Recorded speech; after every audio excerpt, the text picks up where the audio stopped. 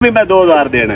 ਅਸਲਾਮੁਅਲੈਕੁਮ ਭਾਈਜਾਨ, ਮੈਂ ਤੁਹਾਡਾ ਆਪਣਾ ਵੀਰ ਸਫਦਰ ਵੈਲਡਿੰਗ ਵਾਲਾ। ਭਾਈਜਾਨ ਸ਼ਾਰਦਾ ਵਾਲਿਆਂ ਨੇ ਸਾਨੂੰ ਬੁਲਾਇਆ ਹੈ, ਇਹ ਪੁਲ ਬਣਾਉਣੀ ਸੀ ਲੋਹੇ ਦੀ ਤੇ ਇਹ ਪਹਿਲੇ ਸਲਾਬ ਵਿੱਚ ਚਲੀ ਗਈ। ਹੁਣ ਭਾਈਜਾਨ ਤਿਆਰ ਕੀਤੀ ਹੈ, ਚੈੱਕ ਕਰੋ।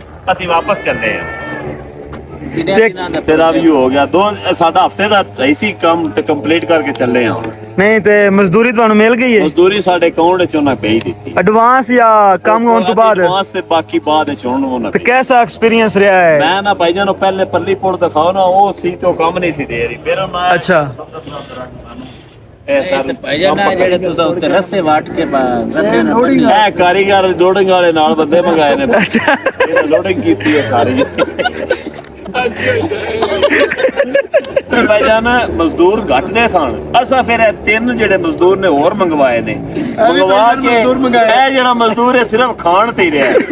ਇਸ ਬੰਦੇ ਹੋਰ ਕੋਈ ਕੰਮ ਨਹੀਂ ਕੀਤਾ। ਵਜ਼ੀਰੇ ਖੁਰਾਕ ਖਾ ਖਾ ਕੇ ਸਾਡਾ ਵੀ ਖਾ ਗਿਆ ਤੇ ਪੁੜ ਜਿਹੜੀ ਤਿਆਰ ਕਰ ਛੜੀਏ।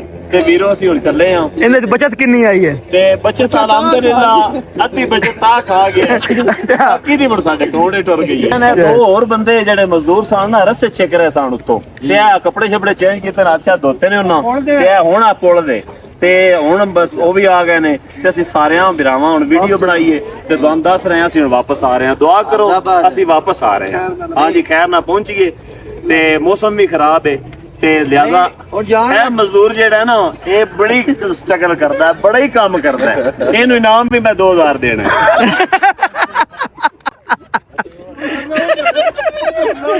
ਹਾਂਜੀ ਭਾਈ ਜਾਨ ਬਿਲਕੁਲ ਟਿਪ ਦੇਵਾਂਗੇ ਨਾ ਸਾਰਿਆਂ ਨੂੰ।